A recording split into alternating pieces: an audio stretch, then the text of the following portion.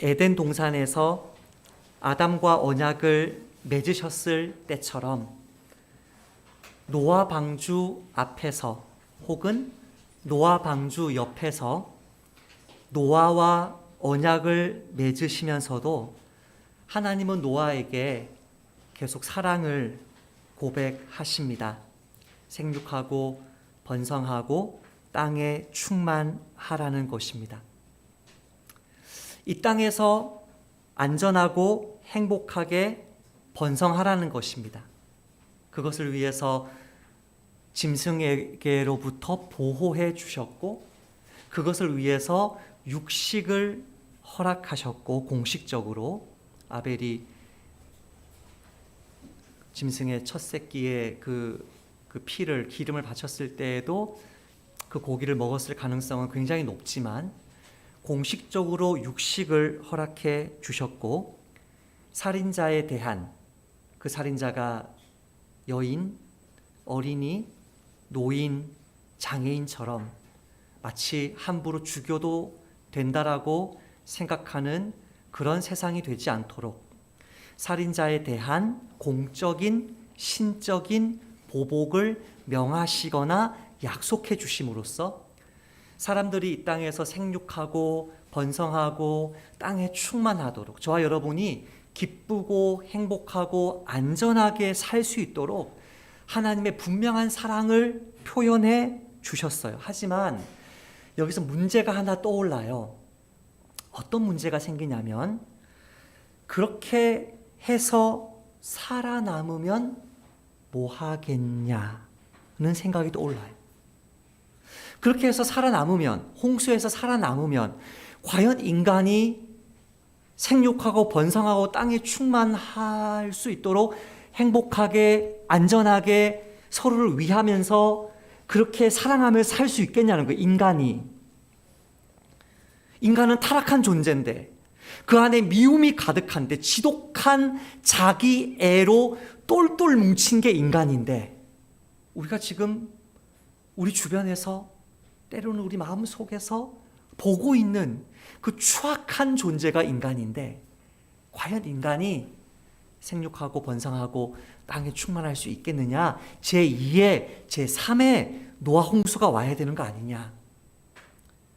마치 인간이 가지고 있는 이런 딜레마, 하나님이 우리에게 생육하고 번성하고 땅에 충만할 수 있는 복을 주셨음에도 불구하고 인간이 너무나 타락해 있는 이 인간의 이 딜레마, 이 실존은 영화 에일리언을 연상케 했어요. 저에게는 우주 화물선입니까? 화물선이 가다가 신호가 잡혀서 어느 별에 생존 신호가 잡혀서 가봤더니 거기 에일리언의 그런 괴 생명체의 알들이 있잖아요. 그게 1편이든 2편이든 3편이든 4편이든 그 시리즈에서 공통적인 게 뭐예요?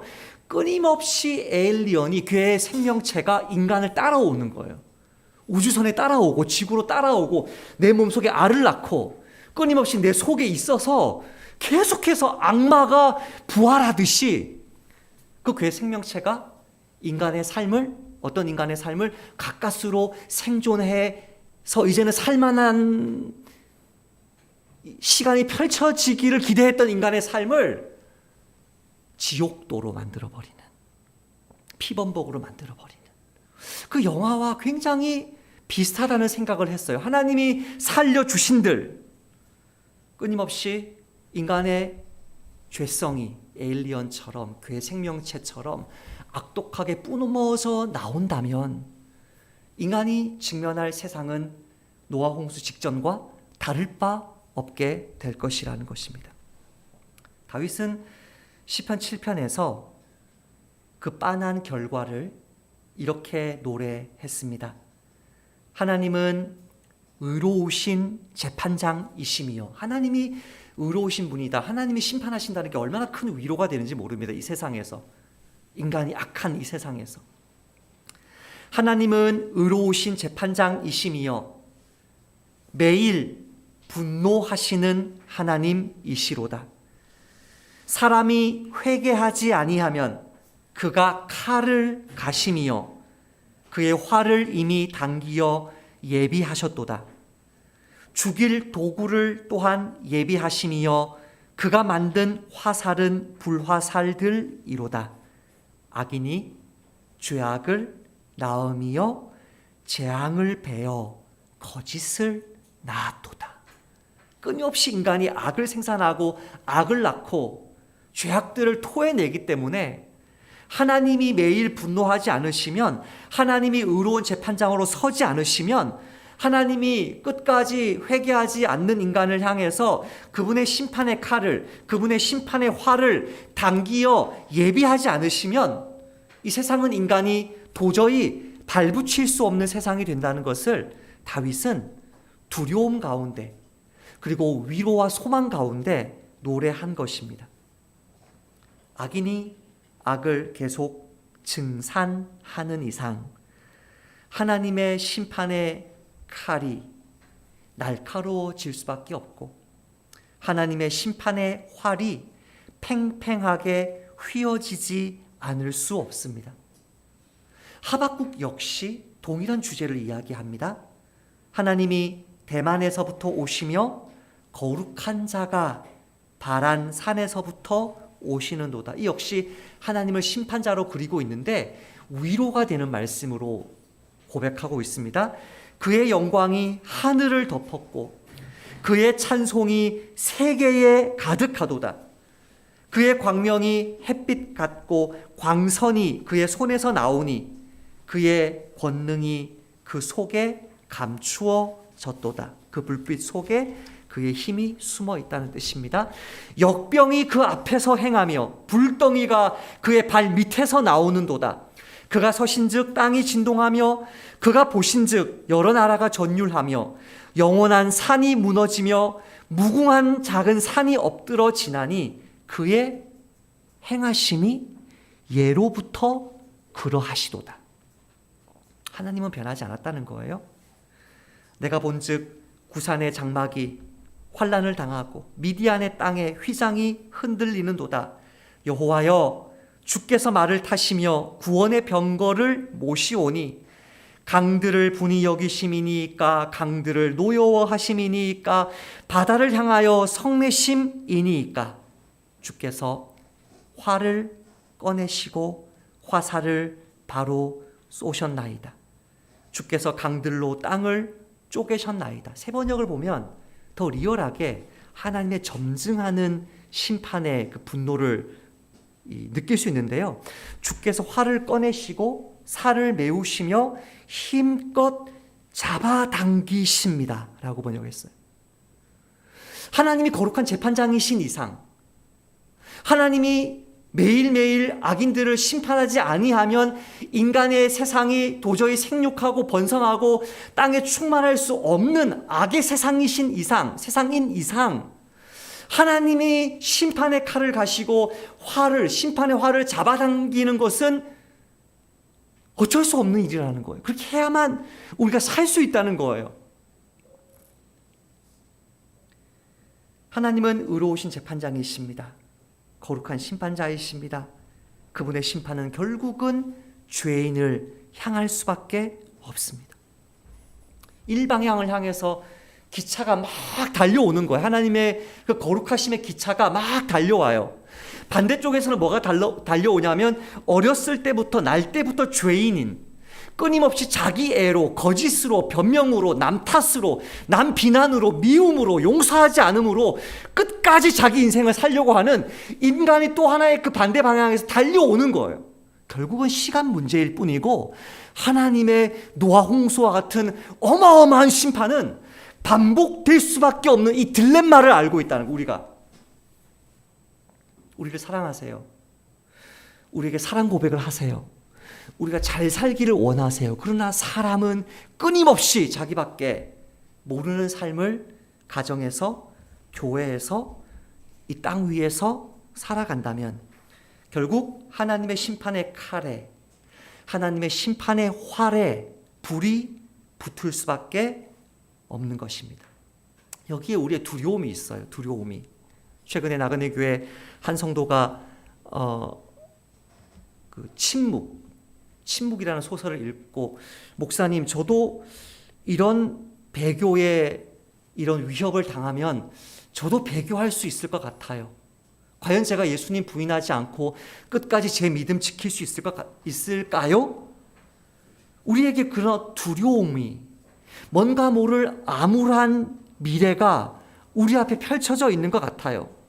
나 생육하고 번성하고 땅에서 충만해봤자, 나 잘돼봤자 결국 심판받아 멸망하는 거 아니야?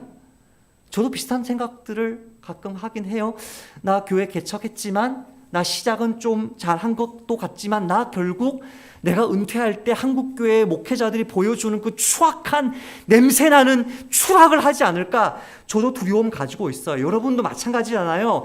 지금 예수님 믿고 있는데 끝까지 이 신앙 지킬 수 있을까? 내 미래는 과연 정말 하나님이 기뻐하시는 모습으로 생육하고 번성하고 땅에 충만할 수 있을까?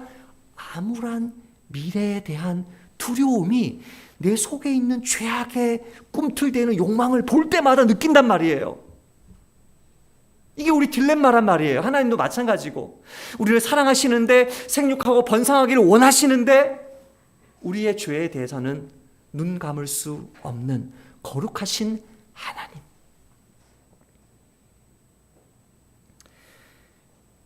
바로 여기에 오늘 본문의 핵심 주제인 무지개가 등장해요. 무지개. 그것 때문에 하나님이 무지개를 영원한 언약의 표징으로 주셨어요. 제가 11절부터 13절까지 한번 읽어볼게요. 여러분은 14절, 15절을 저랑 같이 읽어요. 제가 먼저 11절부터 13절까지만 읽어볼게요. 내가 너희와 내 언약을 세우리니, 개역 성경에 내 자가 빠졌어요. 내 언약을 세우리니 다시는 모든 생물을 홍수의 물들로 멸하지 아니할 것이라. 땅을 멸할 홍수가 다시 있지 아니하리라. 하나님이 이르시되 내가 나와 너희와 및 너희와 함께하는 모든 생물 사이에 대대로 영원히 세우는 언약의 증거는 이것이니라. 내가 내 무지개를 구름 속에 두었나니 이것이 나와 세상 사이에 언약의 증거니라. 14절 15절 같이 읽어요. 시작. 내가 구름으로 땅을 덮을 때에 무지개가 구름 속에 나타나면 내가 나와 너희와 및 육체를 가진 모든 생물 사이에 내 언약을 기억하리니 다시는 물이 모든 육체를 멸하는 홍수가 되지 아니할지라. 여기서 무지개에 세 가지 특성이 나타납니다. 첫 번째, 무지개는 하나님의 언약, 내가 다시는 너희들을 물로 심판하지 않겠다. 너희들이 아무리 범죄했다고 할지라도 모든 인류를, 모든 동식물과 함께 멸종시키지 않겠다. 그렇게 심판하지 않겠다는 하나님의 그 약속, 거룩한 언약의 증거이기 때문에 사람의 눈에 선명하게 보여야 됩니다. 그 증거는. 그래서 무지개는 커요. 크기가. 요만한 무지개 보셨어요? 무지개는 사방에서 볼 수 있게 만들었어요. 두 번째, 무지개는 아름다워요. 크고 아름답게 만들었어요. 증거기 때문에 눈에 띄어야 된다고요. 같은 단어가 가인에게 주신 표라는 단어에 똑같이 같은 단어가 사용되었어요. 증거, 표 같아요. 가인을 볼 때마다 사람들이 그게 뿌리든 뭔지는 나타나 있지 않지만 바로 보면 나타나요. 아, 하나님이 표를 주셨구나. 저 사람 건들면 안 되는구나. 우리 아버지를 죽였지만, 내 형제를 죽였지만, 내 남편을 죽였지만 쟤 죽이면 안 되는 거구나. 눈에 띄는 표란 말이에요. 선명하게 드러난다는 말이죠. 그 표가 똑같은 단어입니다. 크고 아름다워요. 무지개는. 왜요? 하나님의 변치 않는 영원한 언약의 증거예요. 두 번째, 무지개의 두 번째 특징. 무지개의 모양이 왜 그렇게 반원 모양일까요? 무지개의 두 번째 특징은 무지개는 활 모양을 닮았어요. 왜 무지개가 활 모양을 닮았냐면 무지개라는 이 단어 자체가 활이라는 뜻이에요. 옛날에 우리 카세트 테이프 많이 들었잖아요. 따라서 해볼래요? 카세트 테이프 많이 들었는데 카세트가 활이라는 단어예요. 활. 본문에 있는 무지개는 뭐라고 쓰였어요? 카셰트라고 쓰였어요. 여러분이 카셰트라는 단어를 히브리어 사전에서 찾아보시면 문자적인 의미, 첫 번째 의미 활, 두 번째 메타포리칼 미닝, 그러니까 은유적인 의미, 2차적인 의미, 비유적인 의미로 무지개가 나와요. 제가 이거를 그대로 한번 읽어볼게요. 13절인데요. 내가 내 활을 구름 속에 두었나니 이것이 나와 세상 사이의 언약의 증거니라. 14절. 내가 구름으로 땅을 덮을 때에 활이 구름 속에 나타나면. 16절. 활이 구름 사이에 있으리니 내가 보고 나 하나님과 내 육체를 가진 땅의 모든 생물 사이에 영원한 언약을 기억하리라. 우리나라 말로는 말이 안 돼요. 제가 원래 설교 제목을 어제 아침 한 9시쯤에 처음에 설교 제목 올렸다가 오후 한 3, 4시까지 한 3, 4번을 설교 제목을 바꿨는데 첫 번째 설교 제목이 뭐였냐면 무지개는 비, 활이다가 원래 설교 제목이었어요. 근데 성도들이 이해를 못할까 봐 제가 바꾼 건데요. 자, 영어에는 이게 남아있어요. 영어에는 레인보우, 무지개,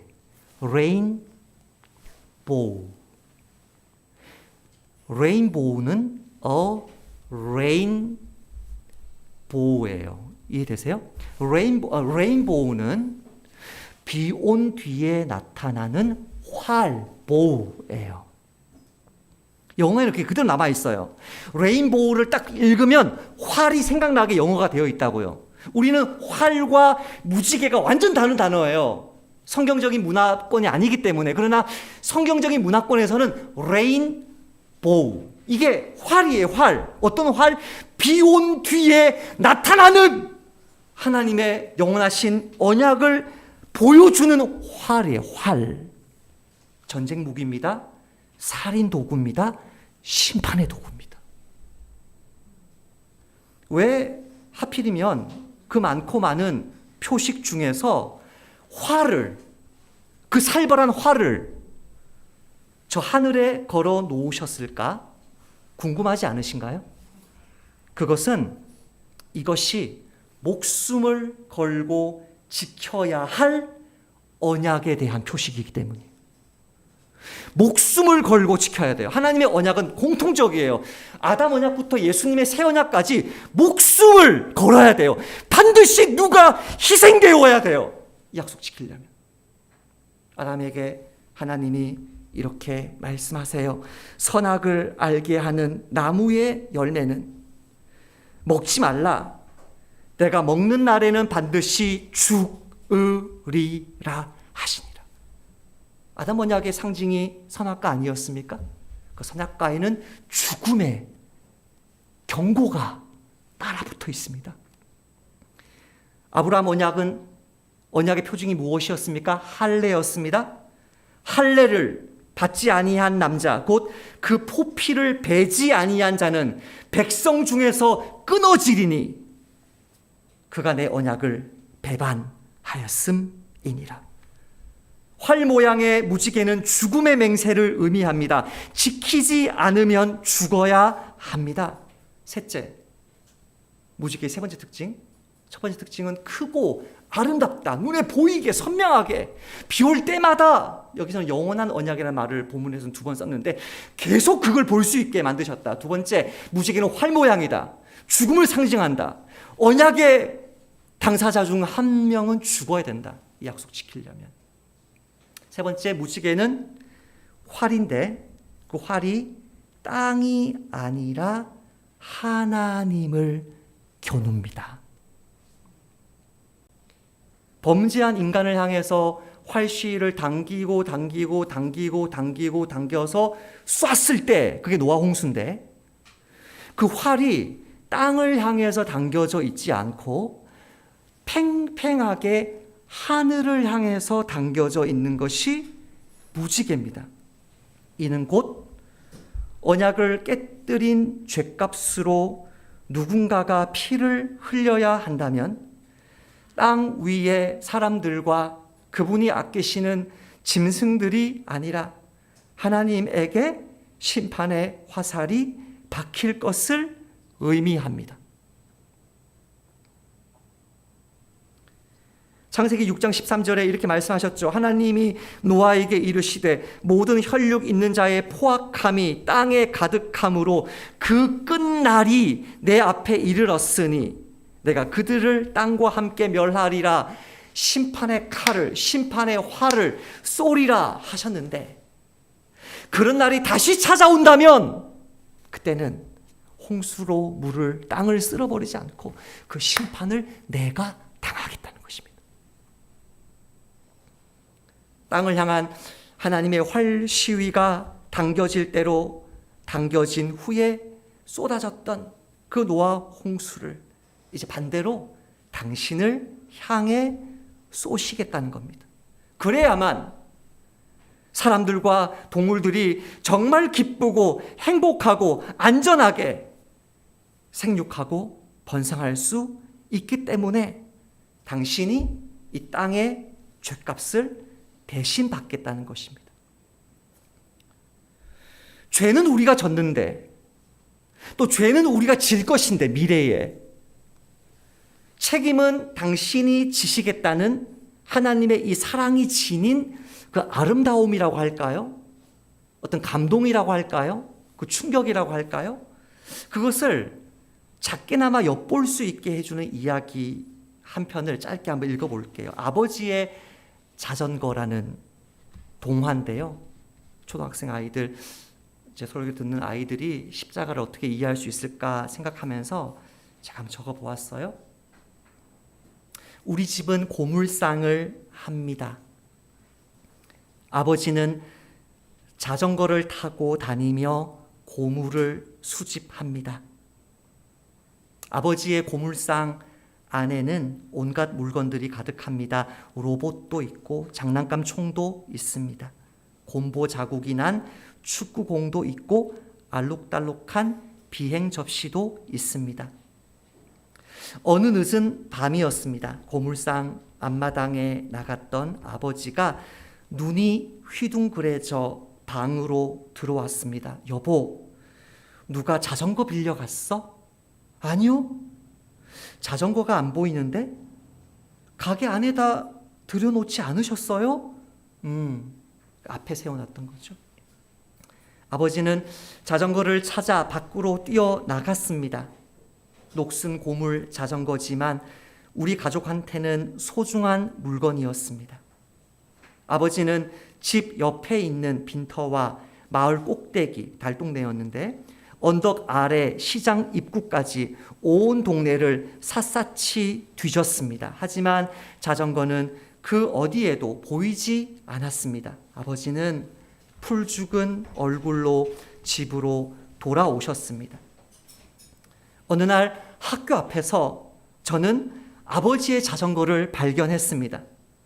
어느 솜사탕을 파는 아저씨가 갖고 있는 내 아버지의 자전거를요. 자전거의 시선이 멈춘 순간 저는 제 눈을 의심했습니다. 자전거 핸들에 녹이 쓴 모양새며 오른쪽 페달 반쪽이 떨어져 나간 것까지 아버지의 자전거가 분명했습니다. 나는 곧장 집으로 달려가 아버지를 모시고 학교 앞으로 왔습니다. 학교 앞은 하교하는 아이들로 여전히 소란스러웠습니다. 아버지, 저기요. 저기 저 자전거. 나는 떨리는 마음을 진정시키며 자전거를 가져왔습니다. 자전거를 가리켰습니다. 아버지는 솜사탕을 파는 아저씨에게 당장 달려가려고 하시다가 멈칫 제자리에 서고 말았습니다. 솜사탕을 파는 아저씨는 추운 겨울날 거리에 쪼그리고 앉아 시들한 김치 하나로 끼니를 때우고 있었고, 그 옆에는 아파 보이는 아이를 업은 그 아내 같은 아줌마가 있었습니다. 유정이가 요즘 들어 부쩍 힘들어하는 것 같아요. 다음 달에는 꼭 수술 받을 수 있겠죠? 너무 걱정하지 마. 조금만 더 고생하면 우리 유정이 병원비 마련할 수 있으니까. 아저씨는 엄마 등 뒤에서 잠든 아기의 얼굴을 어루만졌습니다. 그 가족의 모습을 물끄러미 보고 계시던 아버지가 갑자기 내 손을 잡아 끌었습니다.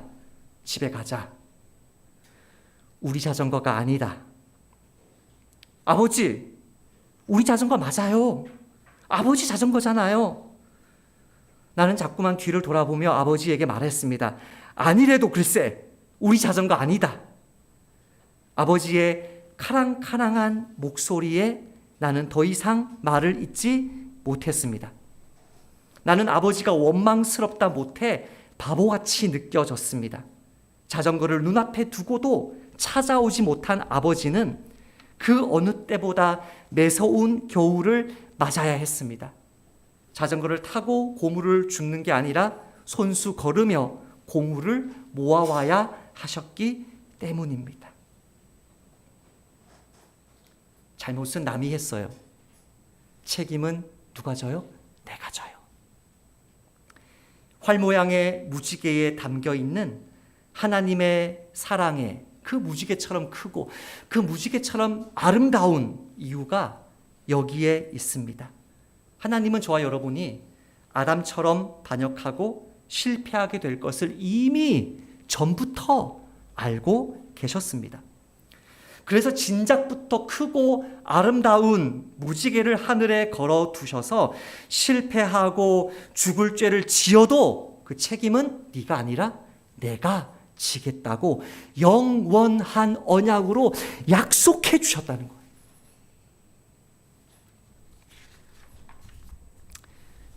무지개를 보실 때마다 당신이 대신 받아야 될 심판을 기억하셨던 하나님처럼 사람의 몸을 입은 하나님도 한 가지 평생 잊지 않은 사실이 있습니다. 누가복음 12장 49절 50절 말씀인데요. 예수님이 뭘 기억하셨는지 보세요. 내가 불을 땅에 던지러 왔노니 이 불이 이미 붙었으면 내가 무엇을 원하리요?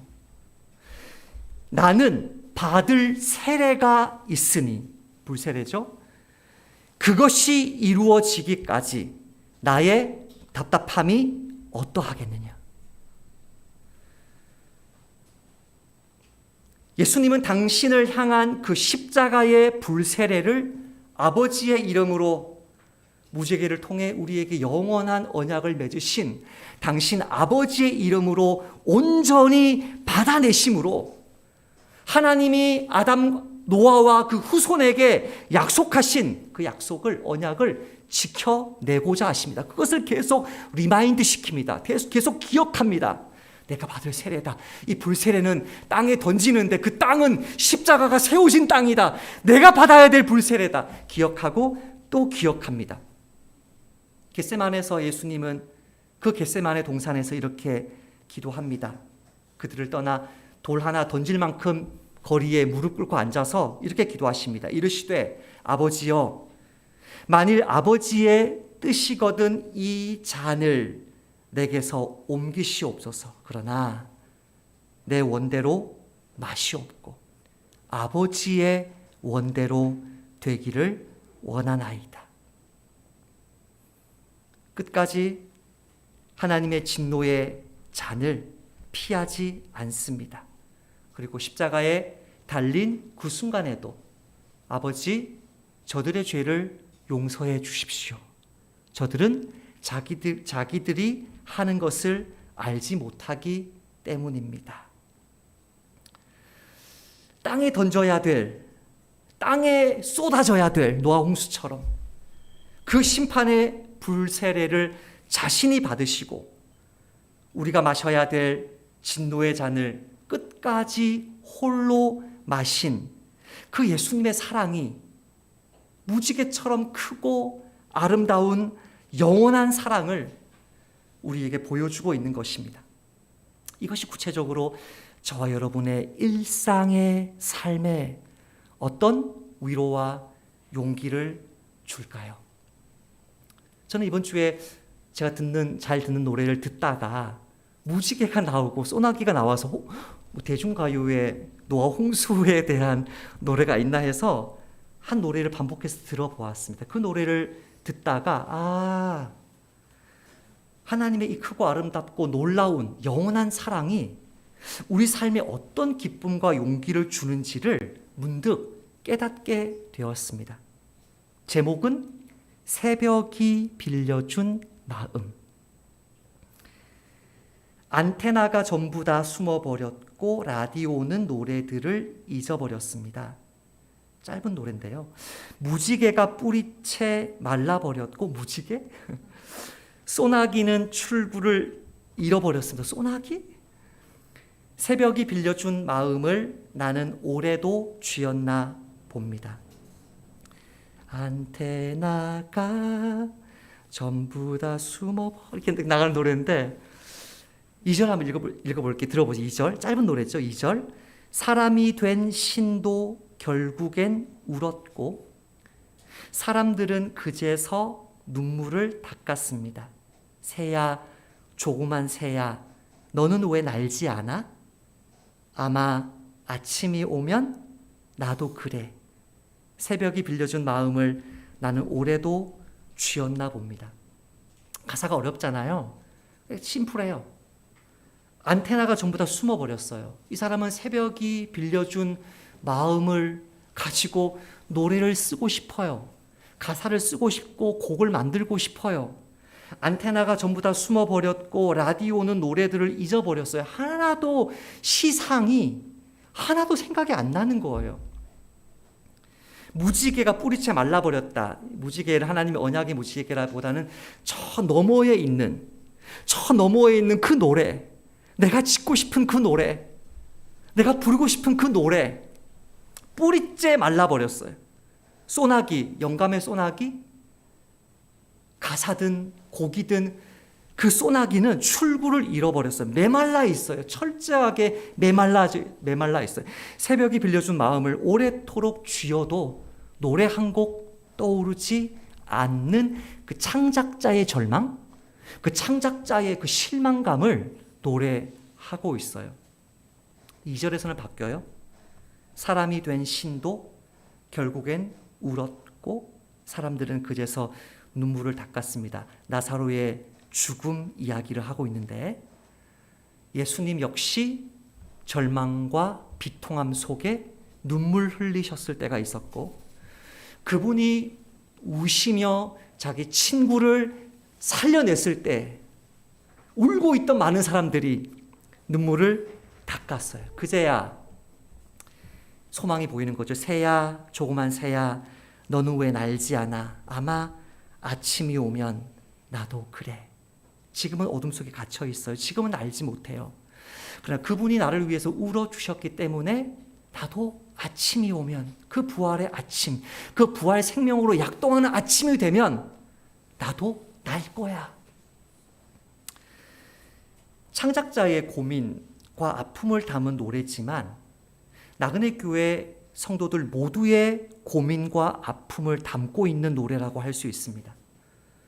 우리 모두는 밤새 고민해도 이 노래 표현으로 하자면 새벽이 빌려준 마음을 밤새 움켜쥐어도 쉽게 해결되지 않는 고민, 낙심, 지침, 체력적인 또 정서적인 두려움을 가지고 살아가고 있습니다. 앞으로 공부 어떻게 하지? 나 대학 들어갔는데 나는 대학이라도 갈 수 있을까? 내 진로가 어떻게 될지 공부에 대해서 육아, 자녀 양육 어제 새벽 4시까지 잠 못 주무셨다는 소문을 들었어요. 어떻게 얘를 키우지? 어떻게 이 아이들을 키워내지? 연애는 어떻게 하지? 결혼은 언제 하지? 직장에서의 서바이벌, 과연 내가 여기서 살아남을 수 있을까? 내가 승진할 수 있을까? 내가 창업은 언제 해야 되지?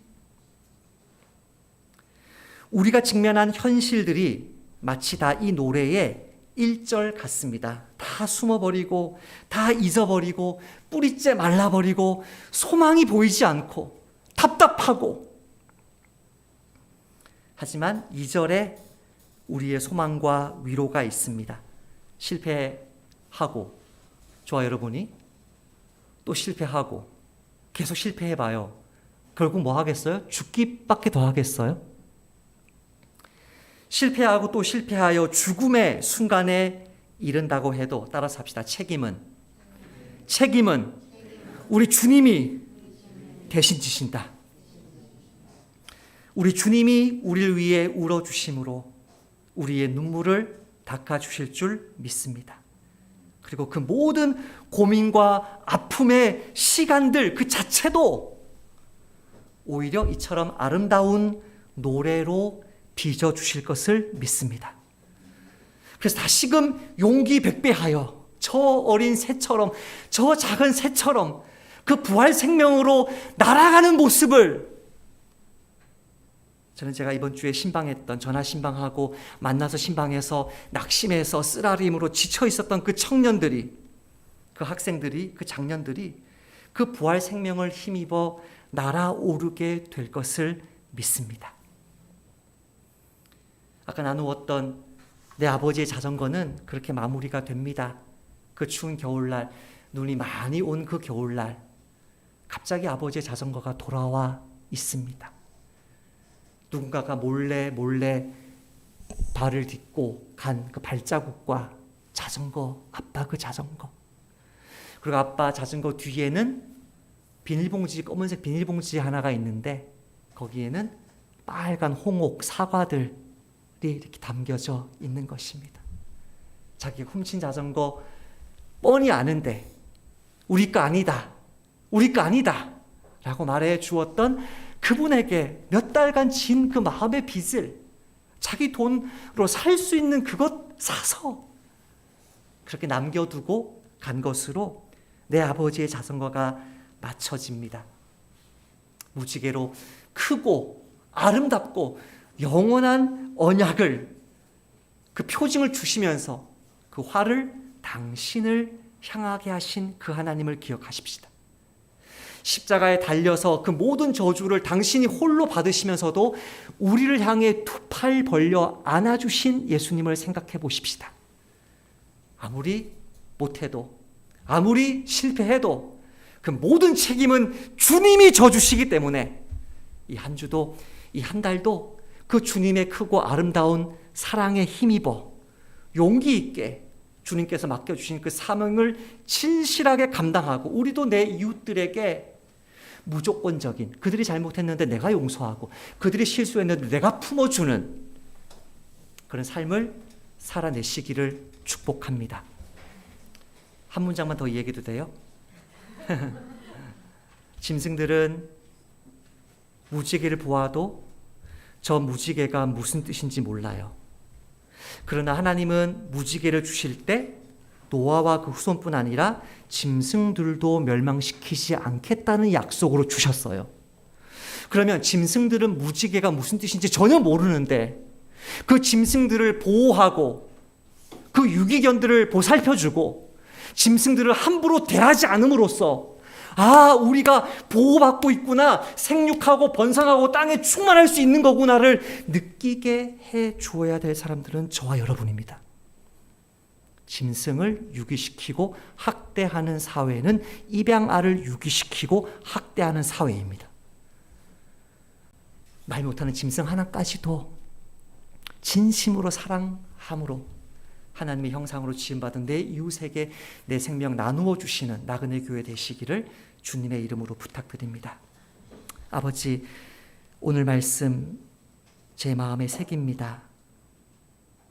그 사랑의, 아름다운 사랑의, 크고 놀라운 사랑의, 영원한 사랑의 표징을 당신을 겨누게 하시고 그 모든 십자가의 불심판 홀로 지신 그 사랑에 안심하고 용기 백배하여서, 육아가 너무 어렵고 자녀 양육이 너무 두렵고 연애와 결혼, 공부, 진로 뭐 하나도 만만한 게 없으나 이 한 주 다시 한번 주의 이름으로 담대하게 나아가서 생육하고 번성하는 나그네 교회 성도들 되도록 은혜 베풀어 주옵소서. 예수님의 이름으로 기도합니다. 아멘.